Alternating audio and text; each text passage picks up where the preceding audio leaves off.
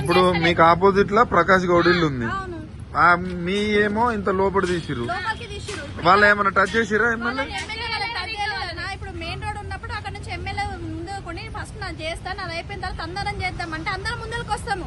ఇప్పుడు తను ముందలుండి తను చేపియాలి, అందరం రూల్స్ ప్రకారం అందరం వస్తాము. ఇప్పుడు అక్కడ చేపియకుండా ఆల్రెడీ ఒక రోడ్డు కాలేదు, ఏం కాలేదు. ఇక్కడ రోడ్ వైండింగ్ అయిన తర్వాత కూడా మళ్ళీ ఎక్స్ట్రా ఇప్పుడు ఆల్రెడీ ఇక్కడ 80 feet ఉన్నాక కూడా పర్మిషన్ ఉన్నాక కూడా ఎందుకు మరి ఎమ్మెల్యేకు మీకు ఎదురుగానే ఉన్నారు, కనీసం మీరు చెప్పొద్దా? వచ్చిండన్నా చెప్తే వచ్చిండు, రాలేదని అనకూడదు.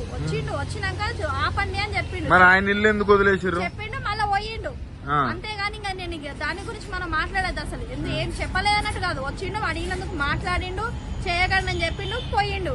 పోయినాక మళ్ళీ వచ్చి మళ్ళీ అది స్టార్ట్ చేసేసి మరి ఇప్పుడు ఆయన ఇల్లు కూడా కొంచెం ముందే ఉన్నట్టుంది కదా? ముందేందన్నా మొత్తం ఇవి ఎమ్మెల్యే చుట్టుముట్టు మాట రేకులు ఉన్నాయి, మొత్తం షెడ్లు ఉన్నాయి, ఇప్పుడు అవన్నీ కూడా రూల్స్ ప్రకారం అన్ని చేయాలి కదా, అవన్నీ చేయాలి కదా. రూల్స్ ప్రకారం ఇక్కడ చేసినప్పుడు ఇక్కడ ఆల్రెడీ రోడ్ వైండింగ్ అయింది, మళ్ళీ ఎక్స్ట్రా ఫీట్లు 75 feet ఎక్స్ట్రా జరిగినాక లోపలికున్న పర్మిషన్ ఉన్న ఇల్లు దగ్గరకు వచ్చి మళ్ళీ గూల కొట్టిరు. మరి ఇక్కడ చేసినప్పుడు మరి అక్కడ కూడా చేయాలి కదా రూల్స్ ప్రకారం. దీని పరిధి ఎమ్మెల్యే ఎవరు వస్తారు? ఎమ్మెల్యే ప్రకాష్ గౌడ్, కాంగ్రెస్ ప్రభుత్వం వస్తుంది. మార్నింగ్ 9:30, 10 నుంచి స్టార్ట్ చేసిరు ఊళ్ళో కొట్టడం. కనీసం ఇన్ఫర్మేషన్ ఇవ్వాలి, ఒక 10 నిమిషాలనే మనం చెప్పాలి, టైం ఇవ్వాలి పబ్లిక్ కి. గులగొట్టడం తప్పని అంటలేదు, గులగొట్టడం ఒకే ఇన్ఫర్మేషన్ ఇచ్చి చేయాలి. కానీ కనీసం మెట్టు వరకు గులగొట్టండి, ఇక్కడ వరకు రోడ్ ఏమైనా ట్రాఫిక్ జామ్ అవుతుందా, దీని వల్ల ఏమైనా ప్రాబ్లం ఉందా? మెట్టు వరకు రోడ్డుకి ఎంత దూరం ఉందమ్మా? రోడ్డుకి ఆల్రెడీ ఇప్పుడు 85 feet ఉంది ఆల్రెడీ. రోడ్డుకు ఇక్కడ వరకే ఉంది 75 feet అంటే ఆల్రెడీ ఉంది. ఆల్రెడీ 150 feet రోడ్ ఇది ఆల్రెడీ. అయినా కూడా ఎక్స్ట్రా ఎందుకు గులగొట్టాలి? ఆల్రెడీ పర్మిషన్ ఉన్నదాన్ని కూడా ఎందుకు గులగొట్టాలి? డామేజ్ ఎక్కడ వరకు చేసినా అంత వరకు ఎక్స్ట్రా కూడా ఎందుకు డామేజ్ చేయాలి చెప్పండి? ఎట్లా మరి మీ ఇల్లు డ్యామేజ్ అయినట్టుంది? అయింది అన్న, డ్యామేజ్ అయిందని చెప్తున్నా. ఎవరి మీద యాక్షన్ తీసుకోవాలి, ఎవరు చెప్పాలి, ఎవరు చూస్తారు, ఎవరి మాటలు చెప్పాలి, ఎవరు ఏ చెప్పినా ఎస్ఐ చెప్పినా ఎవరు చెప్పినా కూడా మాకు సంబంధం లేదని మాట్లాడుతున్నారు. మరి ఎవరికి చెప్పాలి యాక్షన్, ఎవరు తీసుకుంటారు? ఇక్కడ ఎవరు రెస్పాన్స్ తీసుకుంటారు? ఇంత దౌర్జన్యం చేస్తే ఎట్లా? నేను అదే చెప్తున్నా కదా, దౌర్జన్యం అంటే దౌర్జన్యం. ఒక 10 నిమిషాలు కూడా టైం ఇవ్వలేరు, వస్తున్నారు గుల కొడుతున్నారు, కనీసం సామాన్ తీసుకున్నాక కూడా టైం ఇవ్వలేరు.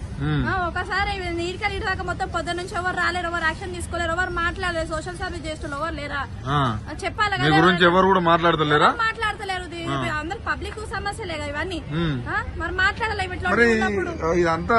మరి గత ప్రభుత్వాలు ఎప్పుడన్నా మిమ్మల్ని టచ్ చేసే ఎప్పుడు ట్రై చేయలేదు, ఇప్పుడే చేస్తారు. కాంగ్రెస్ ప్రభుత్వం వచ్చినాకనే ఇట్లా చేస్తారు. మొత్తం పబ్లిక్ మీద పడి వాడిని బతకనియకుండా వాడు చేయకుండా ఫ్రీ బస్సులు పెట్టినప్పుడు ఎంత మొత్తం బిజినెస్ మొత్తం బాగా ఉన్నాయి. ఒక బిజినెస్ కూడా నడుస్తలేదు. ఇప్పుడు నాదే షాప్ ఉంది, ఆ రోజు 1000 రూపాయలని అమ్ముకుంటాడు, ఇప్పుడు 200, 300 కూడా అమ్ముతలేను అసలు. అంటే మహిళలనే కోటీశ్వరాలు చేస్తా అన్నాడు.